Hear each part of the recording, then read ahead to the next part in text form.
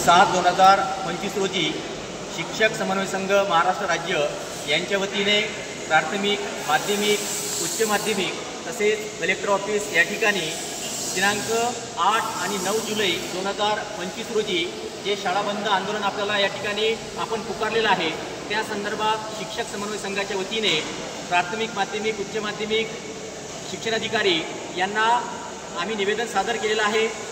संपूर्ण महाराष्ट्रातील तमाम अंशतः प्राथमिक, माध्यमिक आणि उच्च माध्यमिक बंधू आणि भगिनींना माझी नम्र विनंती आहे, शिक्षक समन्वय संघाच्या वतीने नम्र विनंती आहे की जर 14 ऑक्टोबर 2024चा GR याचं अनुपालन जर आपल्याला आपल्या पगारीमध्ये जर करून घ्यायचं असेल तर बांधवांनो, आपल्याला आझाद मैदान गाठल्याशिवाय पर्याय नाही।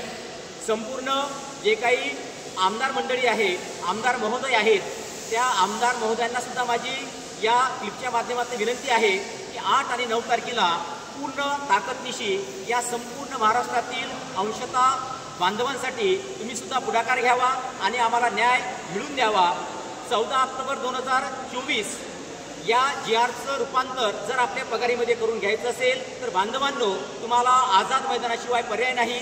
शासनाने वेळोवेळी आपल्यासोबत धोकाच केलेला आहे, धोकेबाजी केलेली आहे। एक प्रकारे ते गेंड्याचं पांघरल्यासारखं करून आपल्याला ते नेहमी हतबल करत आहेत। बांधवांनो, आपण सर्व समृद्धी बांधव आहोत। या ठिकाणी आव्हान करण्याचा हेतू आमचा एकच आहे।